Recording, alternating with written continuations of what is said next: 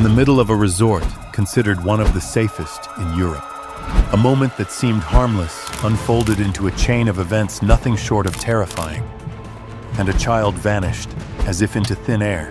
Police investigating the disappearance of Madeleine McCann are searching a reservoir in Portugal after receiving tip-offs. The reservoir is almost 50 kilometres from Praia da Luz, where the toddler went missing 16 years ago. And how did they manage to disappear without a trace?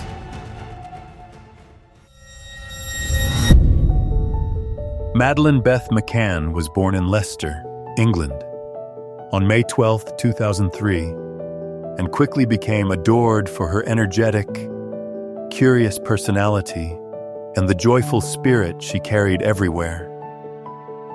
She had blonde hair, blue-green eyes with a distinctive dark mark in her right iris, and a small brown spot on her left calf, rare identifying features that anyone would remember after seeing her once. Nearing her 4th birthday, Madeleine proudly embraced the role of a loving big sister to the twins, Sean and Amelie. She adored dolls, dresses, and had a special love for the color pink. Her father, Jerry McCann, age 38, was a cardiologist at Glenfield Hospital in Leicester, while her mother, Kate McCann, age 37, had previously worked as an anesthesiologist at Melton Mowbray General Hospital before reducing her hours to focus on caring for their 3 children and later practicing as a general practitioner in a rural area.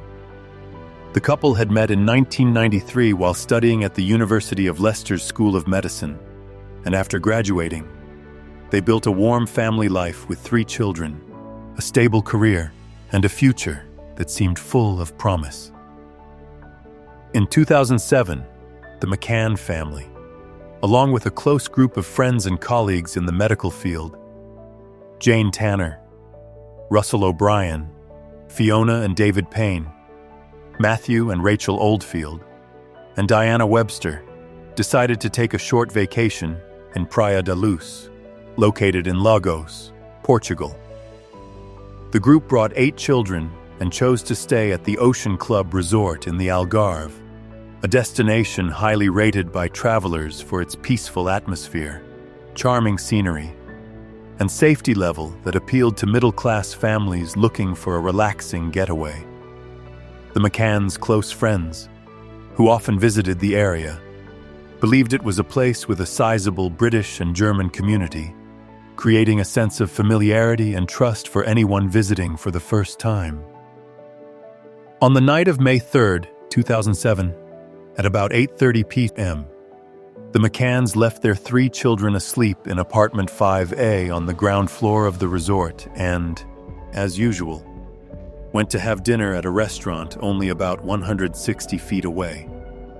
The group took turns going back to check on the children every 30 minutes. But that night, at exactly 10 p.m., when it was Kate's turn, she was shocked to find that Madeleine was no longer in the room. She was the only one missing, even though she was only 3 years old and eagerly looking forward to her upcoming 4th birthday. The group immediately spread out to search the resort, but there was no sign of her. It was not until 3 hours later that the local police arrived, a delay considered highly unfavorable, since many experts believe the first hours in missing child cases are crucial and can determine the child's safety. Friends and family immediately cooperated and provided investigators with everything they knew. One witness reported that around 9:15 p.m., they had seen a man carrying a young girl in his arms, a detail that quickly became one of the first leads. Kate also clearly remembered that when she entered the room, the window was open and a strong gust of wind suddenly slammed the door shut. What haunted her most was that during breakfast that morning, Madeleine had asked why her mother hadn't come the night before when she and the twins had been crying. An innocent question that left behind an unsettling sense of unease. Right after Madeleine disappeared, guests, staff members, and roughly 200 local officers spread out across the resort to search for her.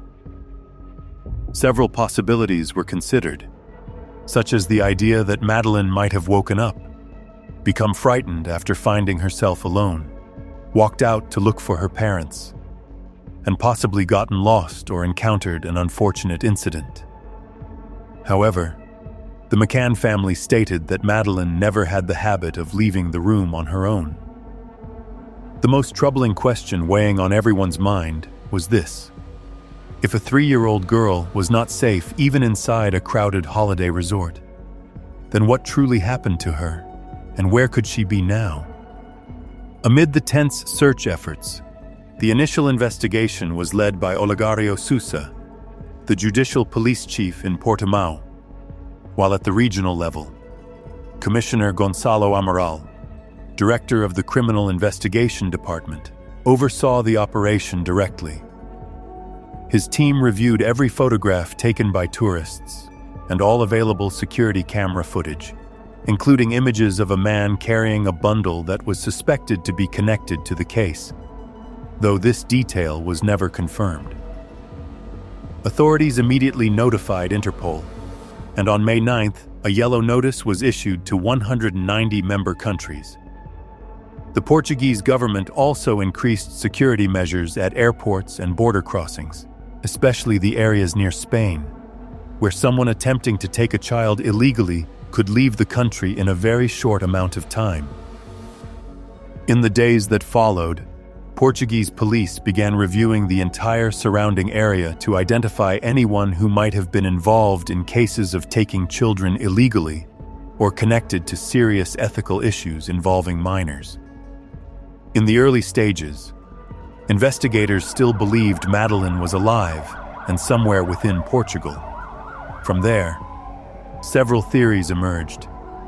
She might have been taken by a group that exploited children, fallen into an illegal adoption network, or been caught unintentionally in a failed break-in. The first suspect to draw attention was Robert Murat, a British citizen living right next to the resort. His decision to offer help as an interpreter and to interact with the media made police question his motives. Murat explained that he only wanted to help because he had a daughter who resembled Madeleine, though he had not seen her in a long time due to his divorce. Authorities searched his home, Casa Liliana, and on May 19th even flew to England to interview his ex-wife, Dawn Murat. They continued questioning his mother and others connected to him. Police later discovered that Murat had links to Sergei Malinka, a 22-year-old Russian who had previously helped him build a website. Malinka had his laptop and 2 hard drives seized for examination, as phone records showed multiple calls between the two around the time Madeleine went missing. On August 4th, investigators returned to search the Casa Liliana complex using high-tech systems and police dogs. They also dug through the garden, cleared the surrounding grass, and found nothing. In the end, no evidence was discovered against him, and he was released. Robert later sued the press for defamation and was awarded $850,000 in compensation. During the first 11 days of the disappearance, several searches were carried out, and the entire area was examined with tracking dogs from the National Republican Guard, but no trace of the girl was found. Beginning on May 18th, the operation increased in scale and public visibility. Portuguese police searched more than 500 locations near the resort. The search was later expanded internationally. More than 1,000 officers and 100 volunteers took part in the effort to find the McCann's daughter. Boats, helicopters, Leicester police, and British abduction specialists arrived in Praia da Luz to examine the entire area. These were experts from the United Kingdom who flew to Portugal to support the McCann family. A team of mobile phone specialists flew to Portugal on May 29, 2007, to analyze mobile communication data made in the area at the time of the abduction. They used triangulation techniques to analyze the movement of phone signals in the area, while receiving additional support from various specialists. On July 31st, a team from the United Kingdom's Child Exploitation and Online Protection Center flew to Portugal to assist local detectives and build a psychological profile of someone who might have taken Madeleine illegally. The mysterious disappearance quickly became the focus of international media, and Madeleine's parents continuously cooperated with reporters, hoping the wide reach of the press could help bring their daughter home.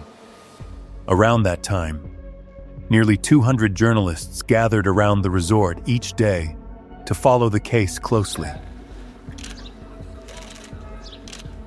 Alongside the search efforts, the McCanns launched an international campaign to rally public support, creating a powerful global response. As practicing Catholics, they met with Pope Benedict XVI to seek spiritual strength and prayers for Madeleine, hoping their daughter's image would be blessed and remembered in prayers around the world. The McCann family also made several international trips, including to the United States, where they met senior officials under the George Bush administration. Seeing how missing child cases in America had been resolved thanks to strong media involvement strengthened Kate and Jerry's determination to follow the same path. Many influential figures, including David Beckham, Ewan McGregor, author J. Francois Rowling, and businessman Stephen Wynyard, also contributed millions of dollars to support the investigation and aid the search for Madeleine. At that time, images of Madeleine, the 3-year-old girl with her distinctive eyes, appeared everywhere, on t-shirts, posters, flyers, car windshields, and even banners hung in football stadiums. The front pages of major newspapers simultaneously announced a reward of $1.8 million for anyone who could provide information leading to her discovery. However, the overwhelming media attention and public pressure unintentionally made the work of the Portuguese investigators more difficult, as many people began questioning their competence and the way they were handling the case. Some investigators even feared that if this had indeed been a case of a child being taken illegally, the pressure from excessive attention might push the person responsible toward more negative actions. By early June, a full month after Madeleine's disappearance, police still did not have any clear leads. A Portuguese police chief admitted that many important forensic traces might have been compromised because apartment 5A, where Madeleine vanished, was not sealed off in time. In fact, it had even been rented out twice to tourists after the McCann family left. There were also reports that some officers had unintentionally contaminated the scene by smoking and leaving cigarette butts in the room. Their failure to examine the apartment's trash, review the list of guests, and question people who were present at the resort during that period sparked further criticism. These mistakes were quickly exposed, becoming a prominent topic in both Portuguese and international media. On June 13, 2007, based on information provided by Dutch media, police expanded the search to a mountainous area. By June 22, a series of reports from residents in Malta claiming they had seen a girl resembling Madeleine pushed the investigation in yet another direction. In July 2007, British police deployed 2 specially trained dogs to assist. The Portuguese judicial police brought them to examine apartment 5A and the car the McCanns had rented a few days after Madeleine disappeared. There, the dogs detected unusual scents on the car key and suspicious traces in the trunk area. They also reacted to several small marks inside the apartment and on some of the McCanns' personal items. These findings led investigators to collect samples from the apartment's sofa and from the stuffed toy Madeleine loved, the one Kate often held when speaking to the media. All the evidence was sent to laboratories in the United Kingdom for analysis to determine whether it was directly connected to the disappearance. On August 4th, investigators returned once again to Robert Murat's home, this time with the support of high-tech equipment and police dogs. They dug through the entire garden, cleared the grass, and examined every suspicious area, but still found no signs connected to Madeleine.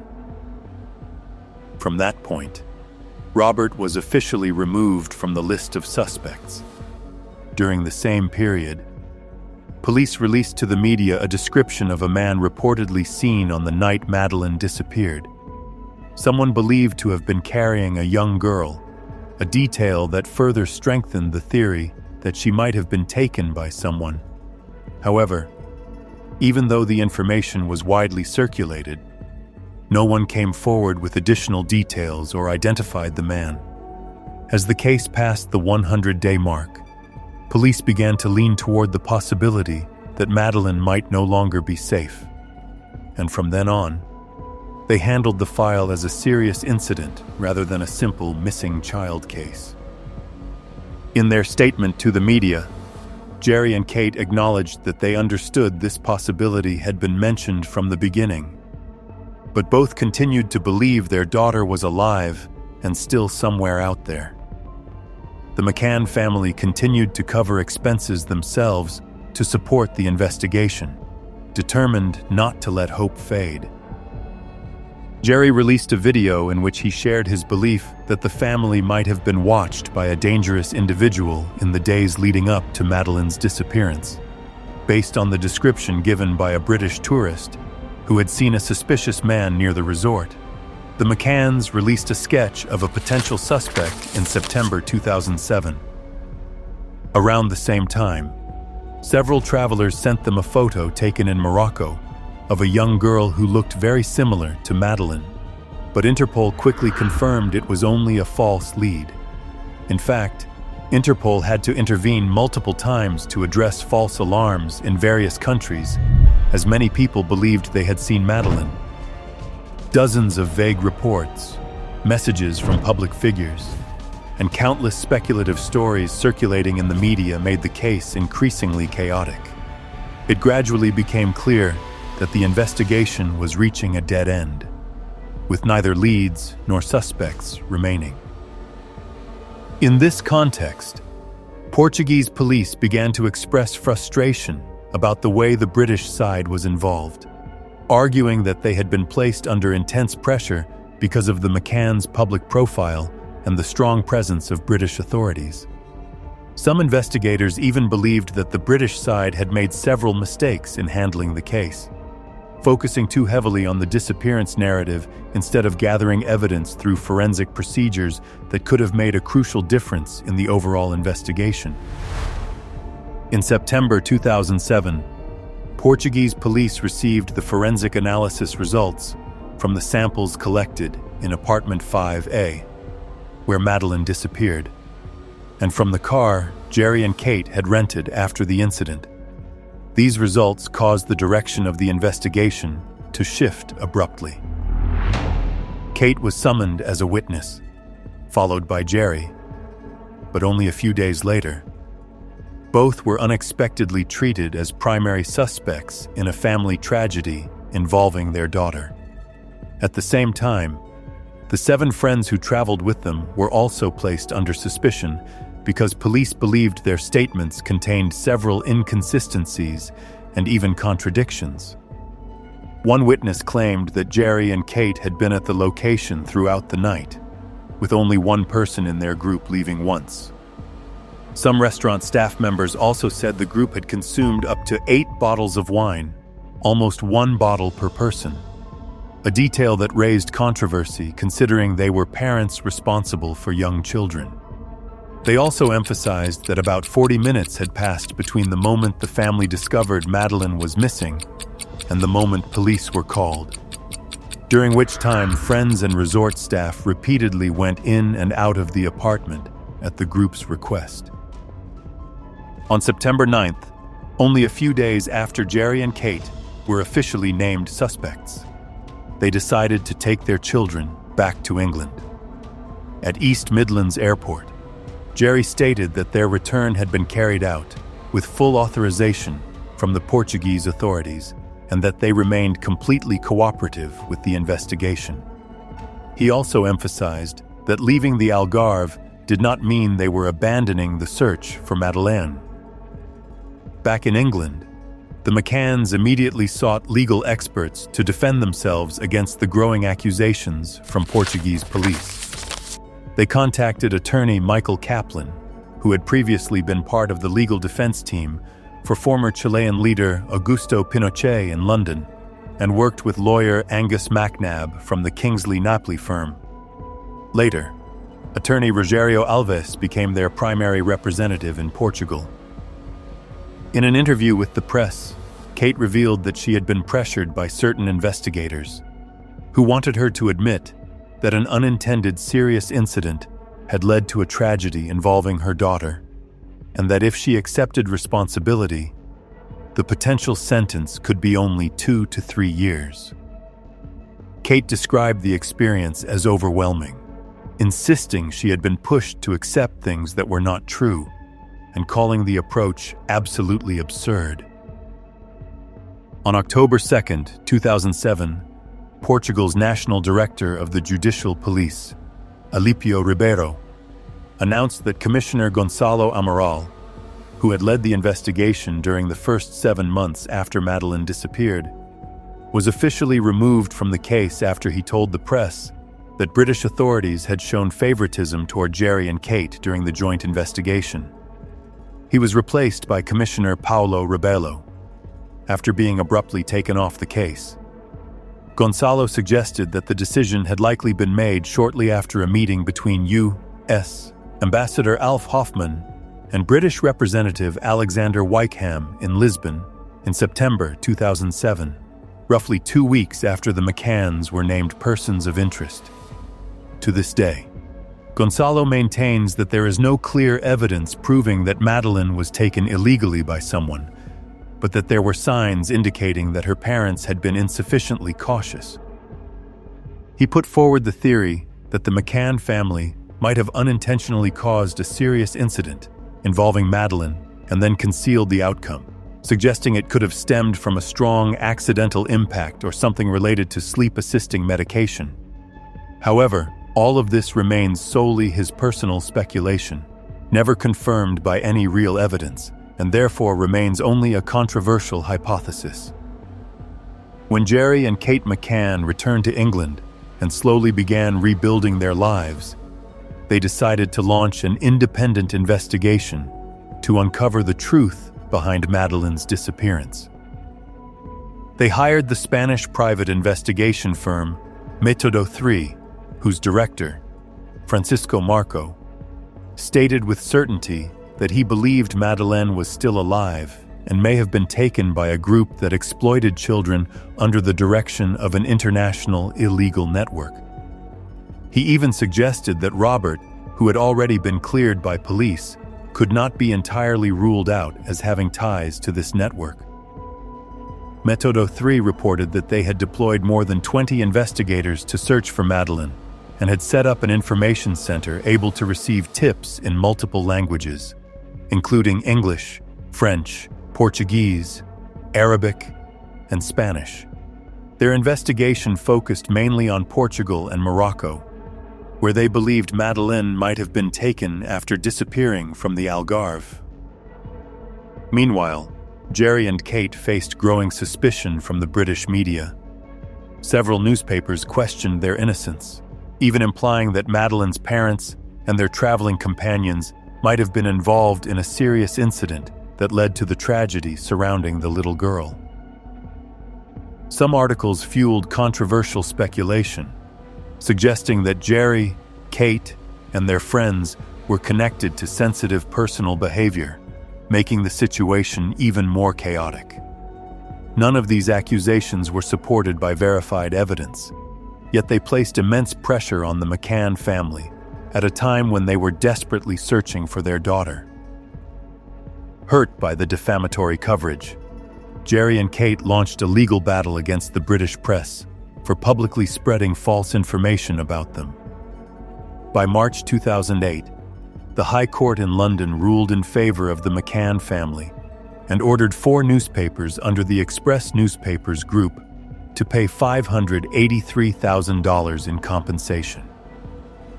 On March 19th, these newspapers simultaneously published front-page apologies, admitting that they had damaged the reputation of Jerry, Kate, and their friends. The group tabloids had labeled the Tapas 7. In addition to that compensation, the McCanns received another $398,000 from the publishing group, and the family transferred the entire amount directly into the Find Madeleine Fund to support the search for their daughter. After the incident, Jerry and Kate changed their legal team and launched a new media campaign, redirecting public attention to the most important goal: finding Madeleine, rather than focusing on the baseless accusations surrounding them. The investigation continued to expand. Around this time, attorney Marcos Aragao Correa initiated a search of the Arade Reservoir in the Algarve after rumors surfaced about the possibility of evidence connected to the case. Divers recovered several bone fragments, but forensic analysis showed they were animal bones and unrelated to Madeleine.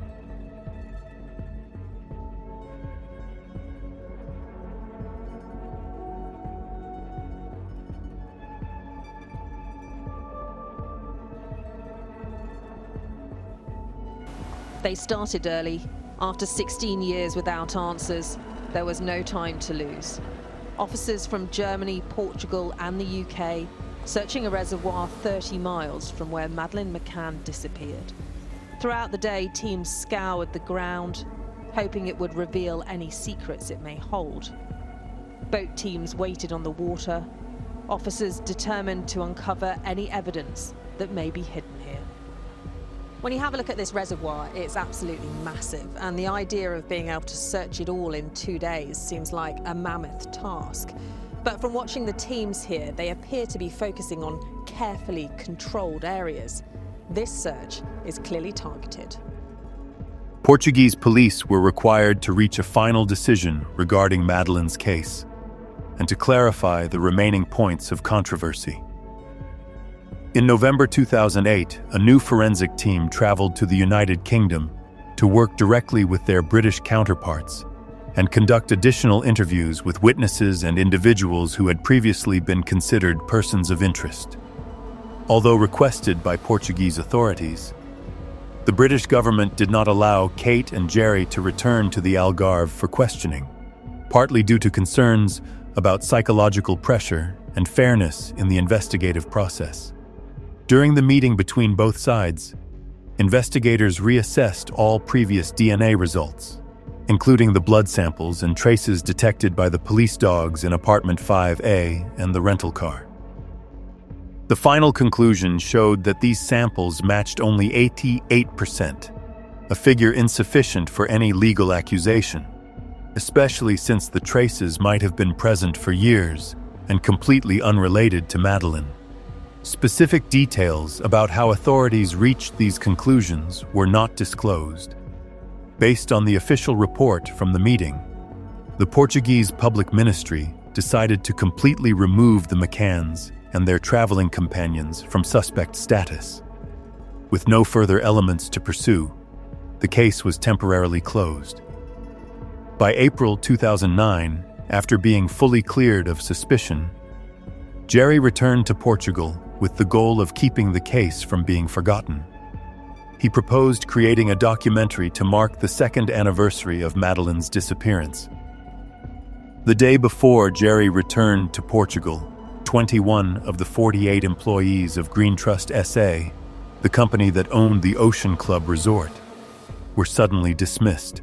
The company explained that it had been suffering heavy financial losses due to the prolonged impact of the incident involving Madeleine, as well as the devaluation of the British pound, which had caused a noticeable decline in tourism in the area.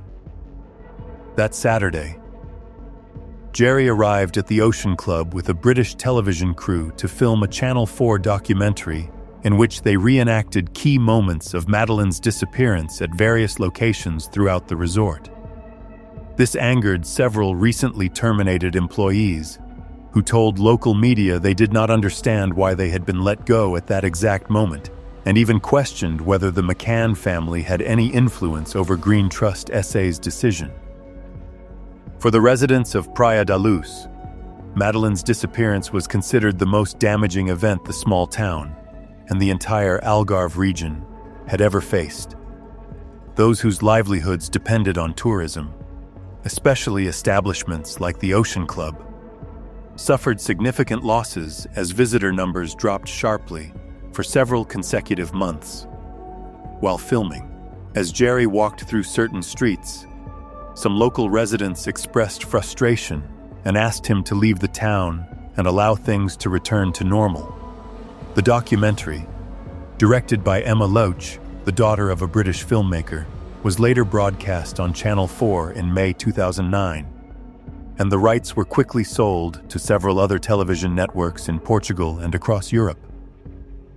In March 2010, a Portuguese court ruled that Madeleine's parents would receive the full investigation file, roughly 2,000 pages, related to her disappearance.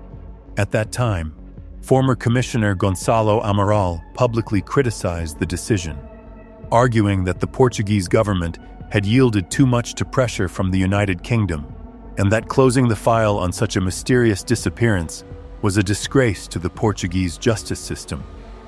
Gonçalo later became the target of a legal battle initiated by the McCanns over his book titled Maddie, The Truth of the Lie.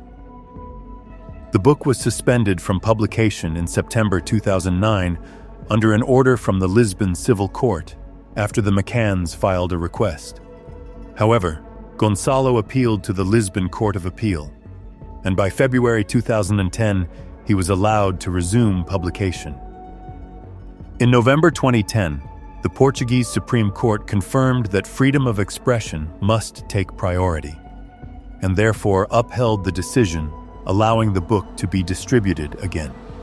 The years-long legal dispute between the two sides eventually escalated to the European Court of Human Rights, which in September 2022 ruled in favor of Gonçalo Amaral and the Portuguese Supreme Court, closing a long and contentious chapter centered on freedom of publication and the McCann family's reputation.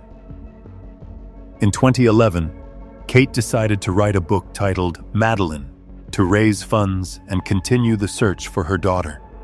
In it, she recounted the agonizing months and years following Madeleine's mysterious disappearance, along with the severe emotional crises that once pushed their marriage to the brink of breaking and at times left her so overwhelmed with despair that she felt as if she wanted to give up on everything.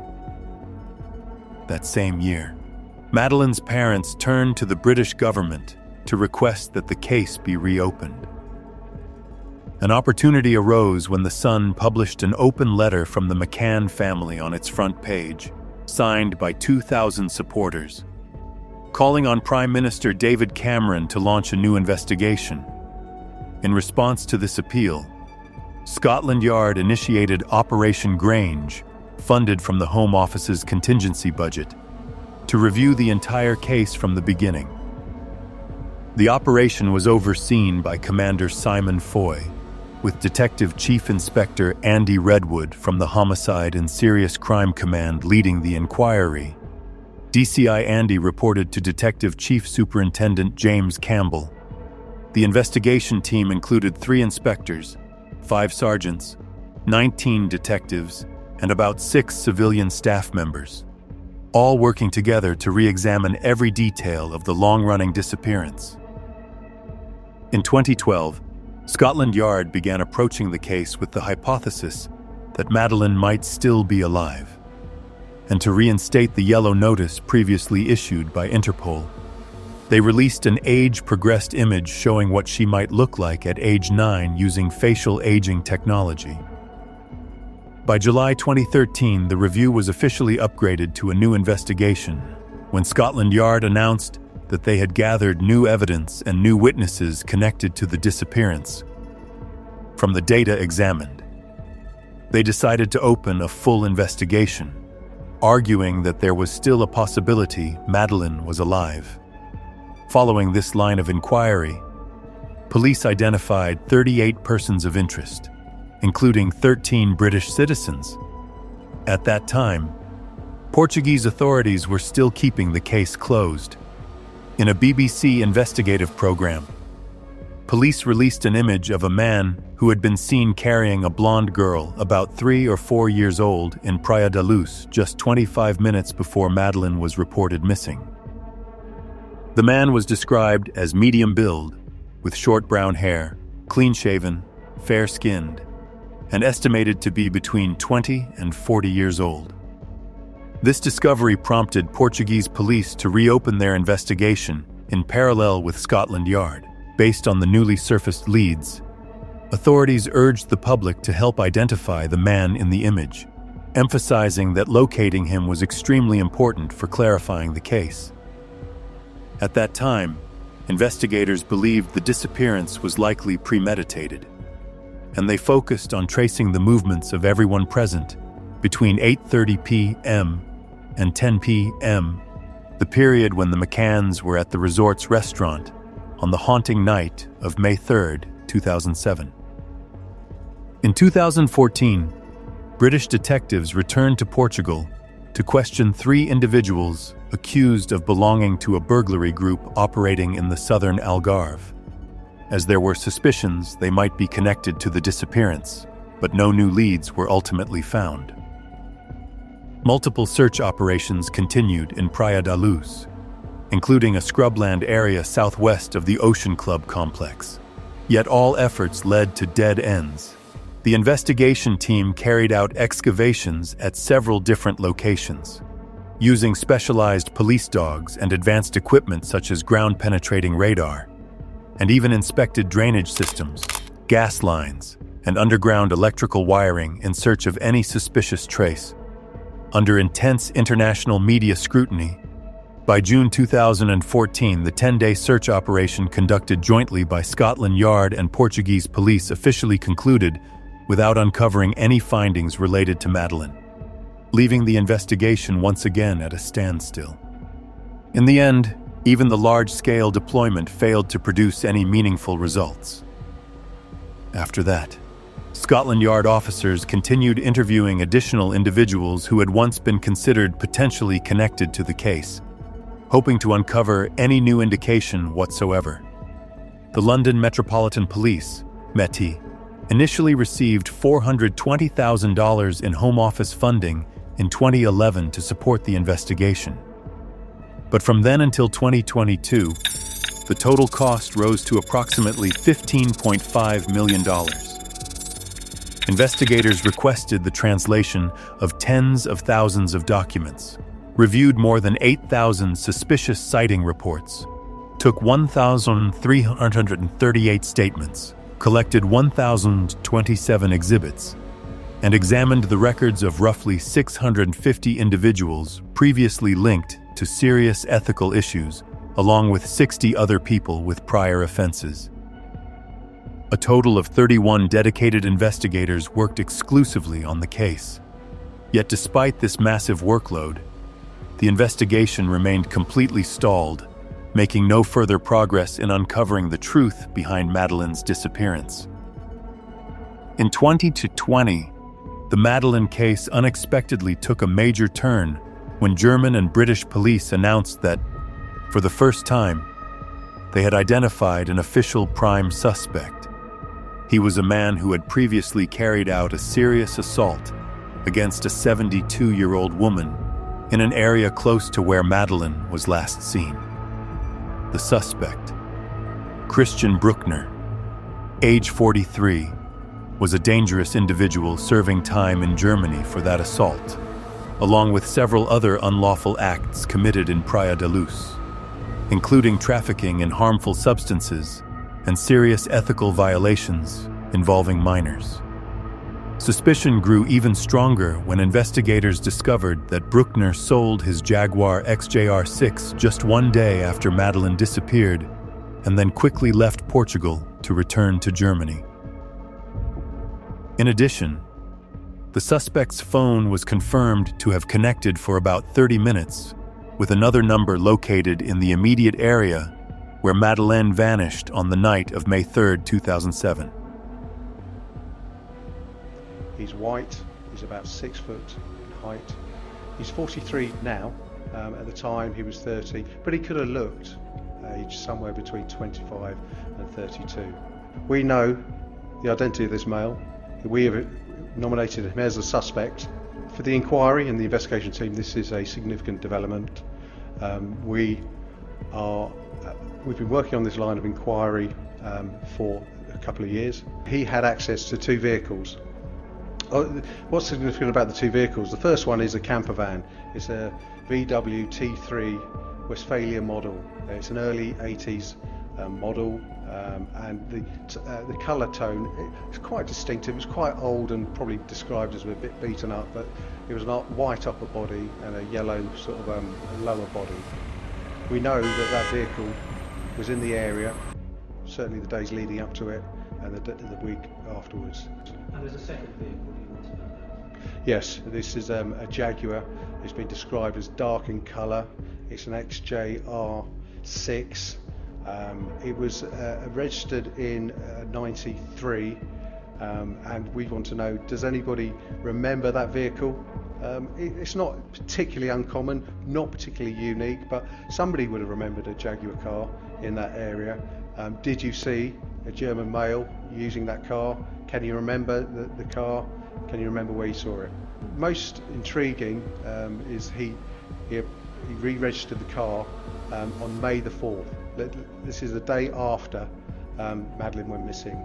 He asked a friend to register the car in his friend's name. We've established that our suspect, the man that we have identified, used a telephone in that region at that time. Particularly, that phone was used at 7:32 p.m. and the phone call was finished at 8:02 p.m. He received a phone call for 30 minutes, and we know that phone was in the area of PDL.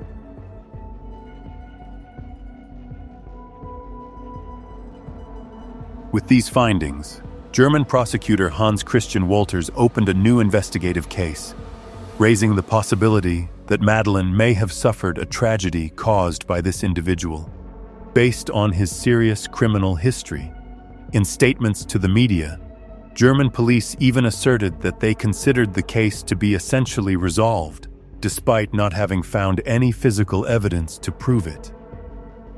In 2022, Madeleine's case was being monitored by only 4 detectives from the unit, specializing in unresolved files, and they continued to provide regular updates to her parents.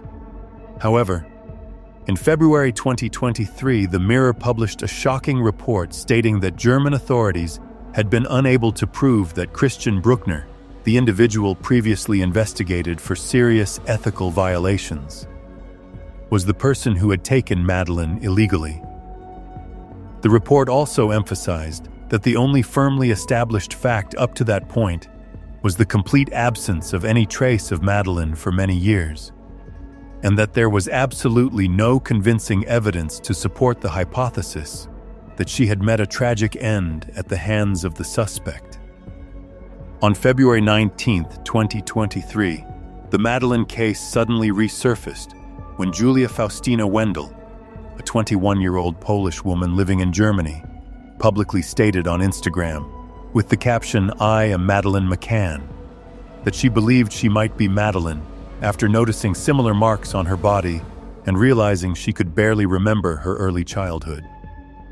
Julia also asked Madeleine's parents to agree to a DNA test, and even wrote in her bio that she was grateful for the support and claimed Kate and Jerry had agreed to the test.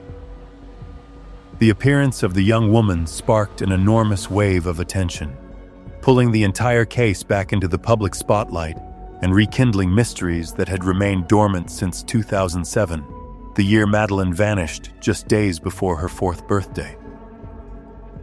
At the same time, old debates about the parents' responsibility resurfaced, with some people repeating doubts that had circulated for years. For many, these accusations were the reason they believed Madeleine's parents might refuse Julia's request for a DNA test. On February 20th, Julia continued to stir public attention when she claimed that, thanks to support from social media, She had managed to get in touch with someone who knew Kate and Jerry, and that this person told her the family was considering a DNA test. The Daily Mirror also quoted a close source saying that Madeleine's parents have nothing to lose, and admitted that some of Julia's features did resemble their daughter, meaning a test could help resolve doubts that had lingered for many years. However, despite all the noise, the idea ultimately never became reality. On Julia's Instagram, countless questions began to appear regarding her true motives. When someone asked why she did not request a DNA test from her biological parents, Julia replied that they did not agree, and she posted several images she claimed might be connected to Madeleine, the most notable being a photo showing a rare mark in her right eye, a coloboma very similar to Madeleine's distinctive feature before she disappeared, if she were still alive.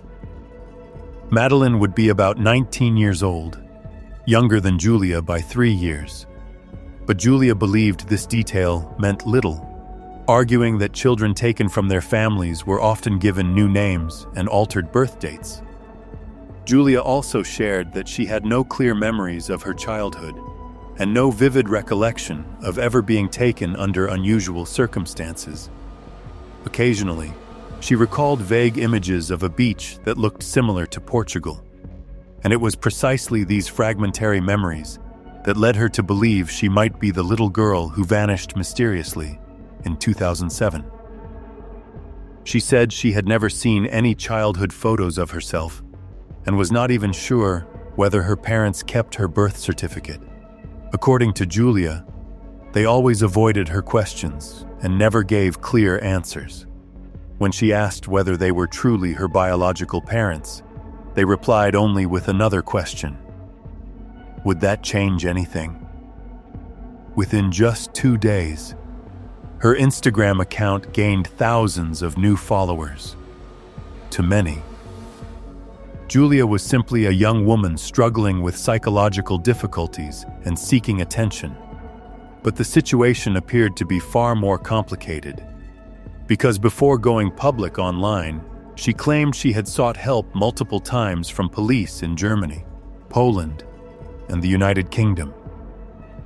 On her personal account, she also shared deeply personal details about her past, including having been the victim of a serious assault, which led to a prolonged period of emotional crisis and post-trauma stress, factors that made her story heavier and even more controversial.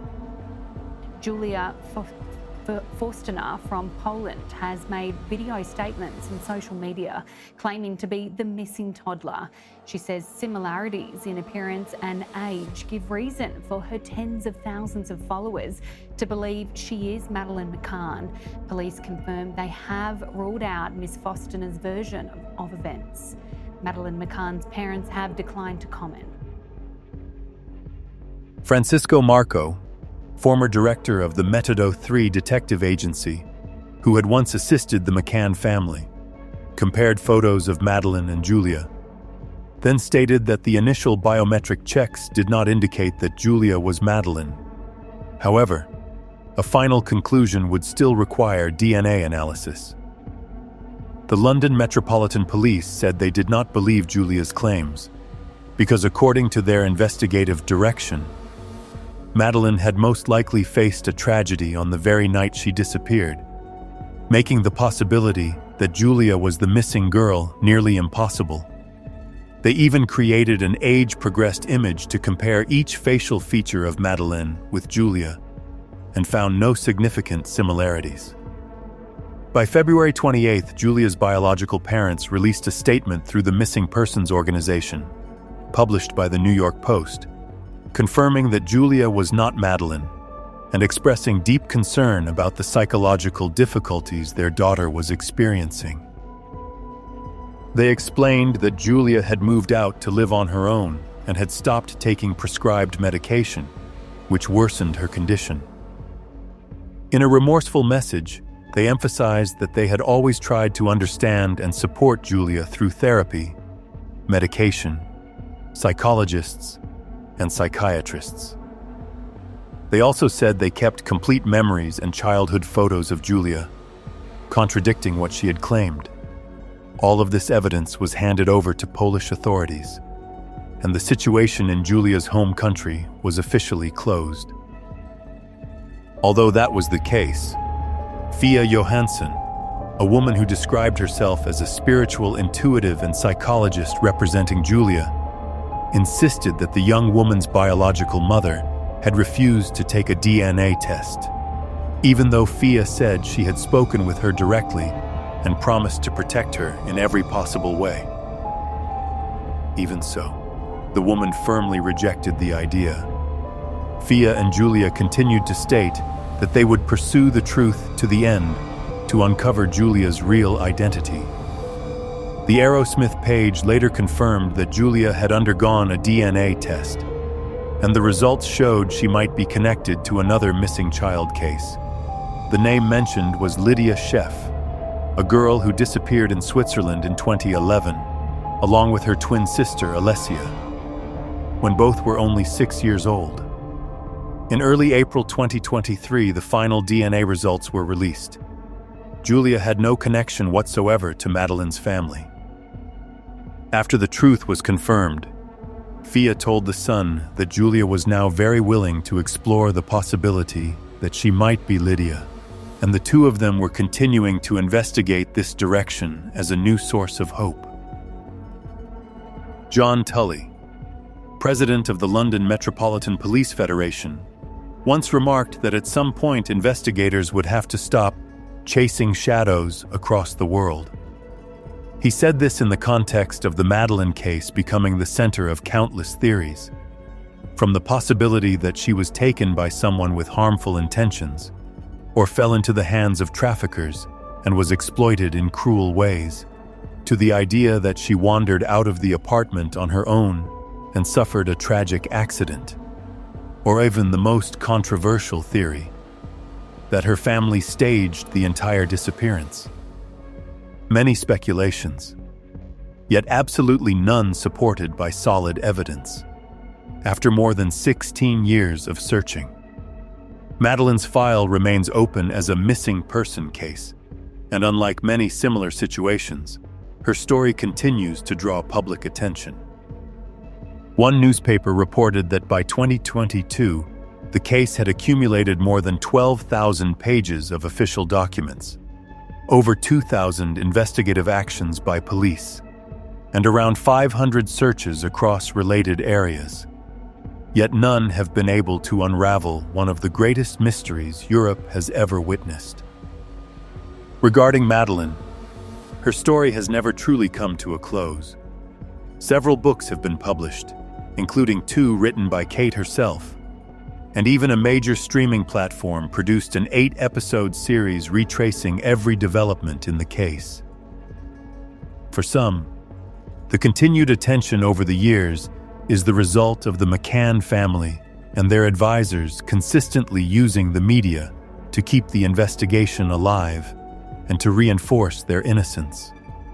But others believe the McCanns benefited financially from their own tragedy, and they were even accused at one point of using money from the Find Madeleine Fund to pay the mortgage on their home. There are also those who think the case remained prominent simply because it touches the heart of any parent, making the public's interest naturally endure over time. What is most evident today is that there is still no sign the case will ever reach a legal conclusion. Investigators in both Portugal and the United Kingdom have found nothing new that could unravel the mystery that has persisted for so many years, nor provide the answer millions around the world still long for. What truly happened to Madeleine that night? One undeniable truth is that as long as this mystery exists, the story of the little British girl will continue to live on, across social media, in endless debates, and in the hearts of those who keep hoping for an answer. As we close this heartbreaking journey, it is impossible not to think of Madeleine, the 4-year-old girl with a smile as bright as the Algarve sun, who became the symbol of a mystery that has weighed on the world for more than 16 years. Madeleine's case revealed not only investigative shortcomings, the immense force of the media, and the countless theories built over time, but above all, it reminds us that vigilance and protection for children must never be taken lightly, not even for a single moment. One brief lapse can create an irreplaceable void in a family's life. Thank you for taking the time to follow today's story on True Crime Documentary. If this case touched your heart, please share the video so more people may learn about this unresolved journey, and leave a comment in memory of Madeleine, so her light will never be forgotten. Don't forget to like and subscribe to continue joining us for the stories ahead. I'll see you in the next video, and may the truth about Madeleine one day finally come to light.